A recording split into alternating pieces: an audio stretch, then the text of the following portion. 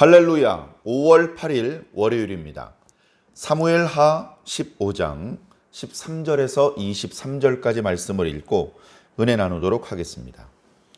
전령이 다윗에게 와서 말하되 이스라엘의 인심이 다 압살롬에게로 돌아갔나이다 한지라. 다윗이 예루살렘에 함께 있는 그의 모든 신하들에게 이르되 일어나 도망하자. 그렇지 아니하면 우리 중 한 사람도 압살롬에게서 피하지 못하리라. 빨리 가자. 두렵건대 그가 우리를 급히 따라와 우리를 해하고 칼날로 성읍을 칠까 하노라. 왕의 신하들이 왕께 이르되 우리 주 왕께서 하고자 하시는 대로 우리가 행하리이다. 보소서 당신의 종들이니이다 하더라. 왕이 나갈 때에 그의 가족을 다 따르게 하고 후궁 10명을 왕이 남겨두어 왕궁을 지키게 하니라. 왕이 나가매 모든 백성이 다 따라서 벳메르하게 이르러 멈추어 서니 그의 모든 신하들이 그의 곁으로 지나가고 모든 그렛 사람과 모든 블렛 사람과 및 왕을 따라 가드에서 온 모든 가드 사람 600명이 왕 앞으로 행진하니라. 그 때에 왕이 가드 사람 이때에게 이르되 어찌하여 너도 우리와 함께 가느냐? 너는 쫓겨난 나그네이니 돌아가서 왕과 함께 네 곳에 있으라. 너는 어제 왔고 나는 정처 없이 가니 오늘 어찌 너를 우리와 함께 떠돌아다니게 하리요? 너도 돌아가고 네 동포들도 돌아가라. 은혜와 진리가 너와 함께 있기를 원하노라 하니라. 이때가 왕께 대답하여 이르되 여호와의 살아계심과 내 주 왕의 살아계심으로 맹세하옵나니 진실로 내 주 왕께서 어느 곳에 계시든지 사나 죽으나 종도 그곳에 있겠나이다 하니 다윗이 이때에게 이르되 앞서 건너가라 하매 가드 사람 이때와 그의 수행자들과 그와 함께한 아이들이 다 건너가고 온 땅 사람이 큰 소리로 울며 모든 백성이 앞서 건너가매 왕도 기드론 시내를 건너가니 건너간 모든 백성이 광야길로 향하니라. 아멘. 자, 이제 압살롬의 반역이 성공적으로 진행되고 있습니다. 아버지를 속여서 헤브론으로 갔고 거기서 하나님께 제사를 드렸죠. 겉으로는 본래 아버지에게 말했던 그대로 하는 것 같습니다. 형을 죽인 죄가 있어서 3년 정도 아람 땅으로 이제 망명 생활을 했었죠. 다윗이 무서워서 도망가 있었던 것입니다. 그랬다가 이제 돌아왔죠. 돌아온 이후에도 2년 동안 가택 연금 상태에 있었지만 이제 다윗을 만나서 용서를 구하고 사면 복권됐습니다. 그때 이후로 4년 동안 어쩌면 그동안 고민하고 또는 구상하던 그런 일들을 실행에 옮기기 시작했죠. 스스로 백성들의 속상한 사정을 들어주는 사람으로 자처하면서 백성들의 입장에 서서 말하고 행동했습니다. 백성들에게 인심을 샀고 백성들을 위하는 사람이다라는 그런 신망을 얻게 되었습니다. 그렇게 벌써 4년여를 하다 보니 예루살렘에서 제법 거리가 떨어져 있는 조금은 외진 곳에 사는 이스라엘 백성들조차 압살롬이 훌륭한 사람이더라, 인물도 뛰어나더라, 그런 소문을 들어 알게 되었습니다. 이제 어느 정도 준비가 되었다라고 생각했던 압살롬은 헤브론에서 봉기하기로 속으로 계획을 세웠습니다. 그러나 그런 계획일수록 철저히 비밀에 붙여야 하고 의심을 사지 않아야 하기 때문에 아버지한테 가서 헤브론에 가서 하나님께 제사를 드릴 것을 허락을 받기를 원합니다. 제가 도망가 있는 동안에 마음속으로 기도했습니다. 지금 어쩔 수 없는 상황 가운데 도망 나와 있지만 평안하게 예루살렘으로 돌아가게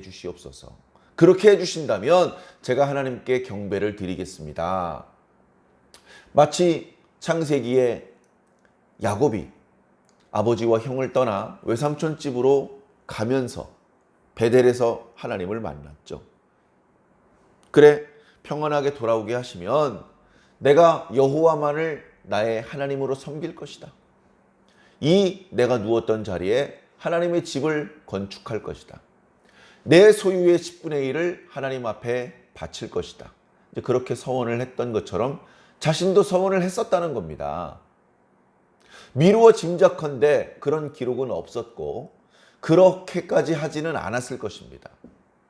거짓말을 한 것이죠. 아버지의 의심을 피하기 위해서. 그리고 예루살렘의 귀인들을 청했습니다.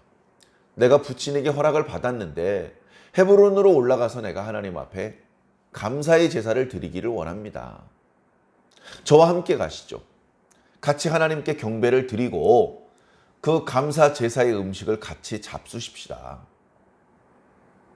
제사에 참여하는 것은 하나님께 복받는 일이고 그리고 예루살렘의 더 존귀한 귀인으로 인정받는 그런 일이기 때문에 200여 명이나 되는 사람이 압살롬과 함께 헤브론으로 내려갔습니다. 물론 그 200명은 압살롬이 거기서 봉기를 할 거라는 그런 사실은 모른 채 따라갔습니다. 소수의 사람들에게만 자신의 봉기 사실을 알리고 준비해 왔겠죠. 자신의 전령들을 이스라엘 구석구석으로 보냅니다. 우리가 헤브론으로 올라가서 하나님 앞에 제사를 드릴 것이다. 제사 드리는 것이 끝나면 나팔 소리가 울려 퍼질 것이다. 본래 제사 드릴 때 나팔을 부느냐? 그렇지 않습니다. 나팔을 분다는 것은 제사가 모두 끝난 이후에 압살롬이 임의적으로 하는 어떤 세레모니, 의식이 있다는 뜻이죠. 그리고 그 의식은 다름 아닌 즉위식입니다. 내가 이스라엘의 왕이로다. 이렇게 소리 지르는 것이죠.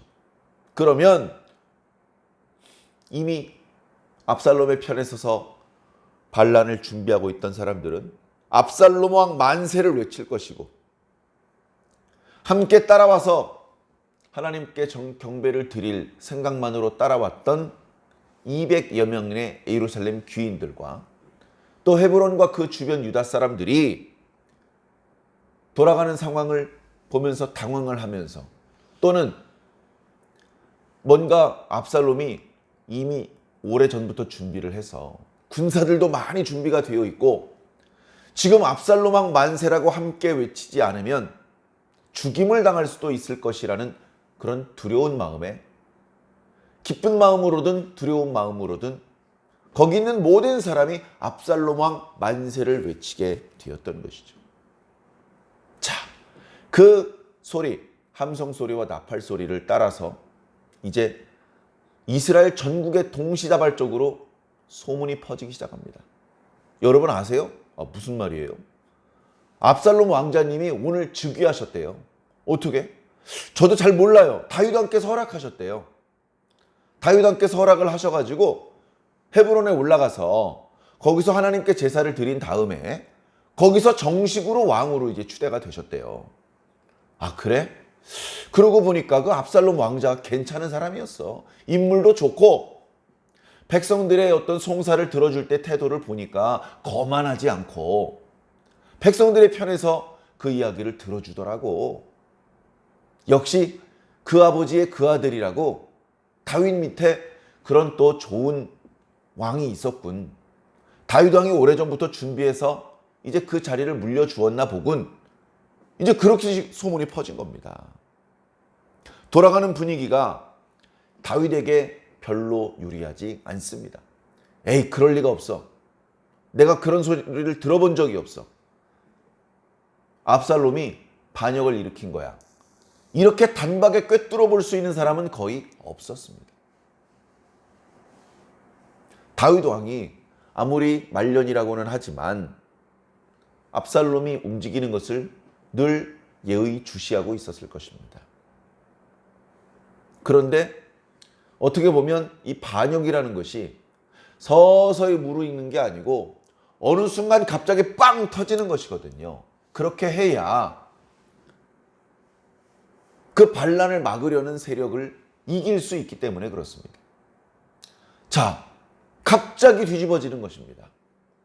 그 전까지만 해도 압살롬이 선을 넘지 않았습니다. 항상 움직일 때는 먼저 다윗 왕에게 허락을 구했고 압살롬의 일거수일투족에 대해서 보고를 받았지만 걱정스러울 정도는 아니었습니다.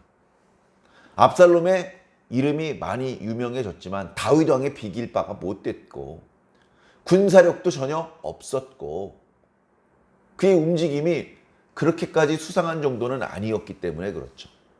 그런데 오늘 말씀에 보니까 전령이 급히 달려와서 다윗 왕에게 돌아가는 사실을 이야기를 합니다. 오늘 말씀에는 백성들의 마음이 전부 다 압살롬에게로 기울었습니다. 뭐 이제 그런 식으로 얘기를 했는데 그 말 뒤에 이제 더 여러 가지 이야기가 있었겠죠. 압살롬이 기브온에서 제사를 드린 이후에 나팔을 불면서 즉위식을 거행했는데 그 자리에 모여있는 모든 사람들이 압살롬 왕 만세를 외쳤습니다.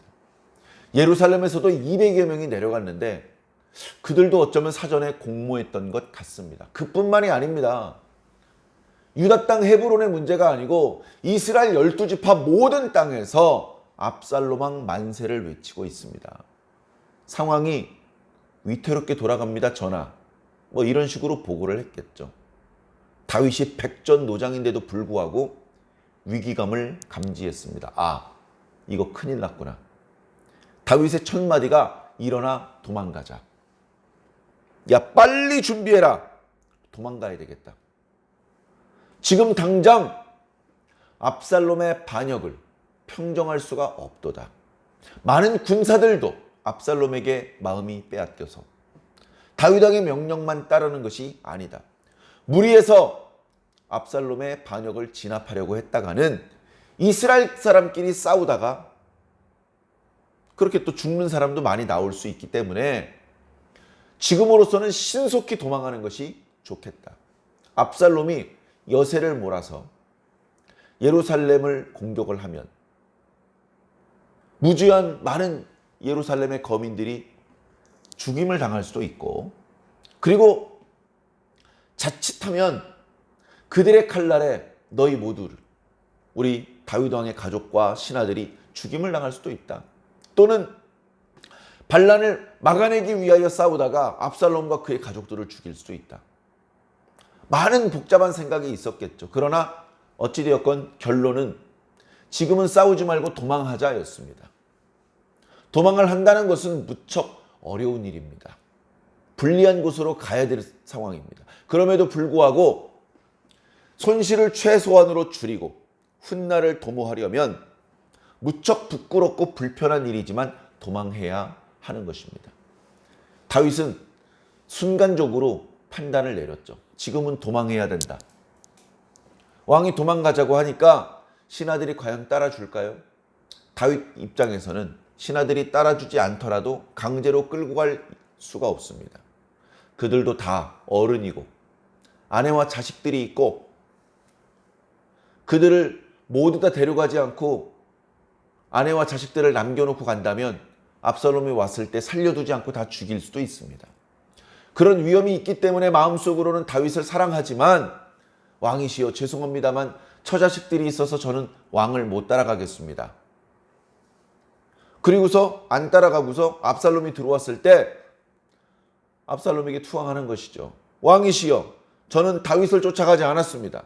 저는 오래전부터 압살롬 왕자님을 흠모하고 있었습니다. 그렇게 해서 이제 압살롬에게 붙어야 자기 처자식을 살릴 수 있기 때문에 신하들에게 강제로 나를 따라와라. 안 따라오는 녀석들은 죽이겠다.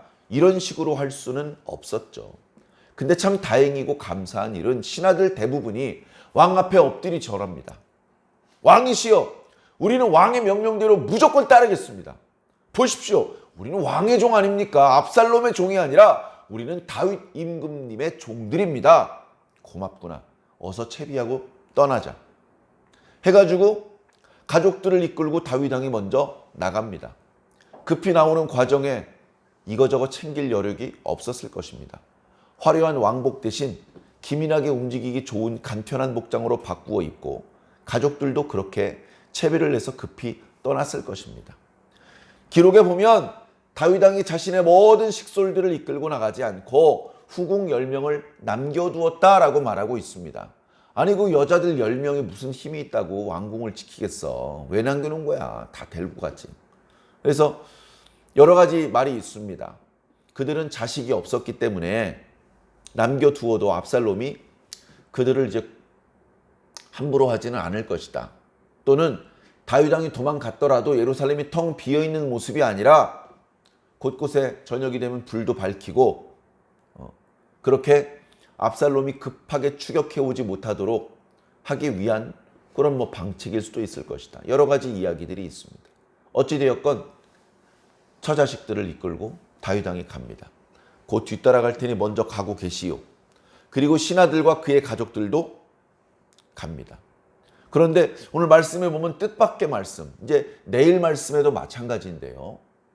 이스라엘 자손들, 야곱의 자손들 12지파에 해당되는 그런 이스라엘 자손들 이외에도 본래는 이스라엘 족속들이 아닌, 본래는 이제 이방인이죠. 이방인인데 다윗 왕을 흠모해서 자기 고향을 버리고 이스라엘 땅 안에 들어와 사는 사람들이 여럿 있었던 모양입니다. 그들은 다윗 왕을 흠모하고 다윗 왕이 섬기는 여호와 하나님을 믿는 사람들이 되었습니다. 혈통적으로만 야곱의 자손이 아닐 뿐이지 그들도 할례를 받았고 그들도 철저히 여호와 하나님을 경배하는 그런 생활을 했습니다. 그랬던 사람들 중에서 상당히 많은 사람들이 다윗과 함께 하는 거예요. 오늘 보면 이제 다윗이 이제 가다가 벳 메르학이라는 곳에 잠깐 멈춰 섭니다. 예루살렘에서 빠져나와서 그렇게 멀리 나오지 않았어요. 와가지고 걸음이 늦은 사람부터 서둘러서 보냅니다.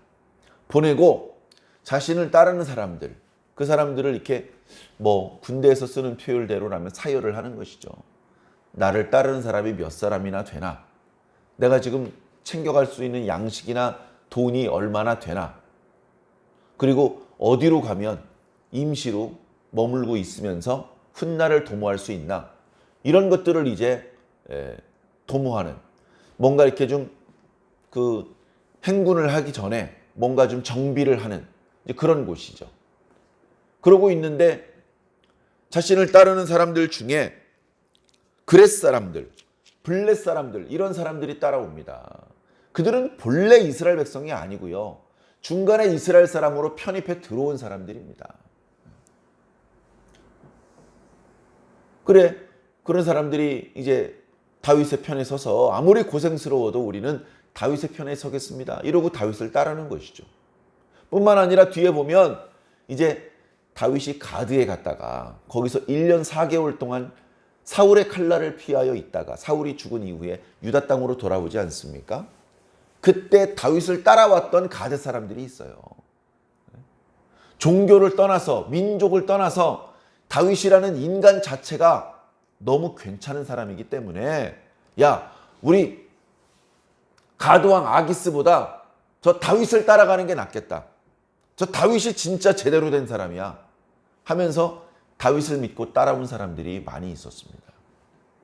그래서 다윗이 참 고맙다고 같이 가자고 그러는데 그 사람 중에 이때라는 사람을 발견합니다. 그러면서 이때요. 너까지 나를 따라가면 어떡하냐. 너는 온 지도 얼마 안 되지 않았느냐. 과장법을 써서 너는 어제 왔다 이렇게 표현하고 있습니다. 너는 이제 왔고 나는 이제 정처 없이 간다. 언제 돌아올지도 모르고 네가 나를 생각하고 네가 나에게 충성을 바친다고 하더라도 어쩌면 나는 너에게 보상을 더 이상 해주지 못할지도 모른다. 그러니 나와 함께 고생할 것이 아니라 네 고향으로 돌아가라. 가드로 돌아가라. 그게 아니면 예루살렘으로 돌아가서 압살롬의 편에 서라. 나 때문에 고생할 필요 없다. 가족들을 생각해야지. 그렇게 정말 인간적인 따뜻한 말로 그를 권유합니다. 근데 이때가 완강하게 얘기를 합니다. 왕이시여 무슨 말씀이십니까?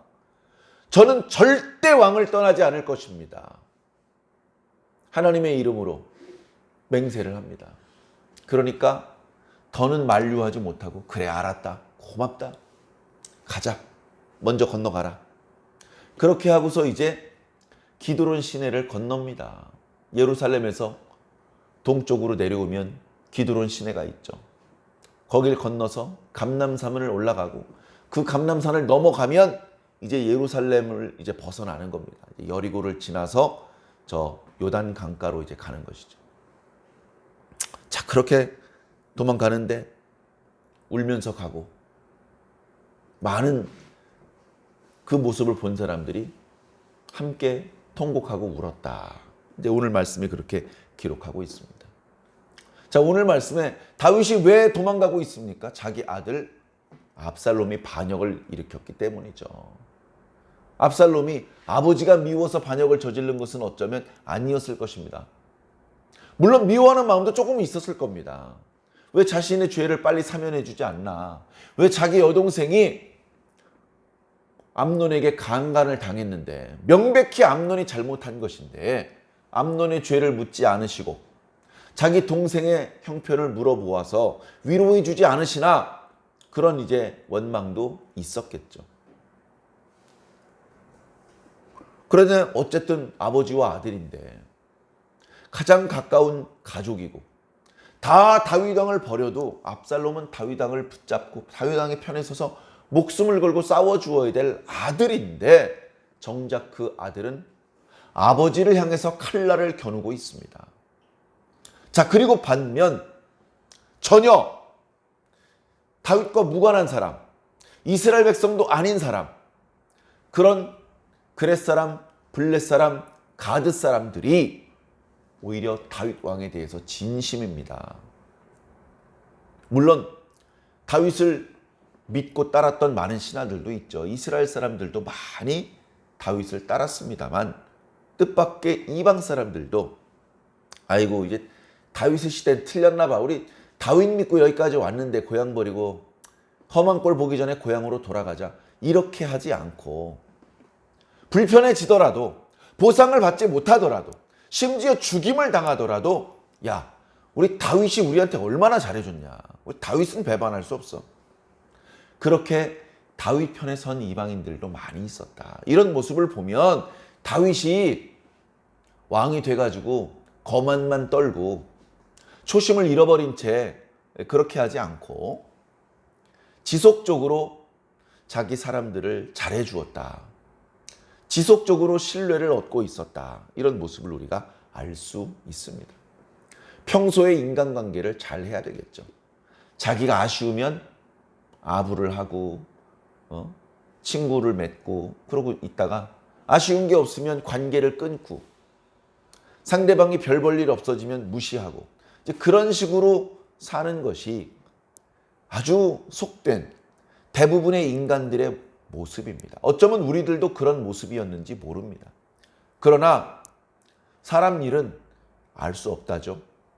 앞일은 예상하기 어렵다죠. 당장 내 옆에 있는 사람들에게 최선을 다하는 것이 자신에게 직접적인 이득이 되지 않을 것 같아 보여도 그런 이해 득실을 따지기에 앞서 자신의 친구들을 인간적으로 진심으로 사랑하고 잘해줄 필요가 있습니다. 세상적으로도 그렇고 영적으로도 마찬가지입니다.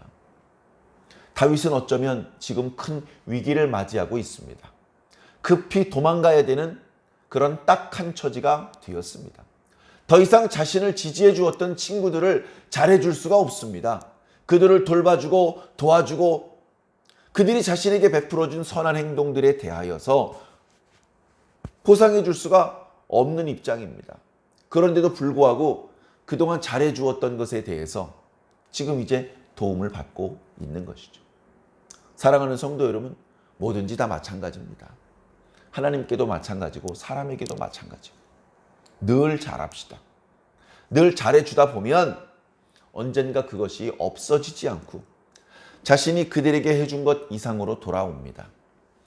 말로는 잘 이해가 안 되니까 숫자를 빌려서 예를 들어 설명을 드리자면 친구들에게 10,000원어치 밥 한 끼 사주면 10만 원어치 밥 10끼로 돌아온다는 거예요.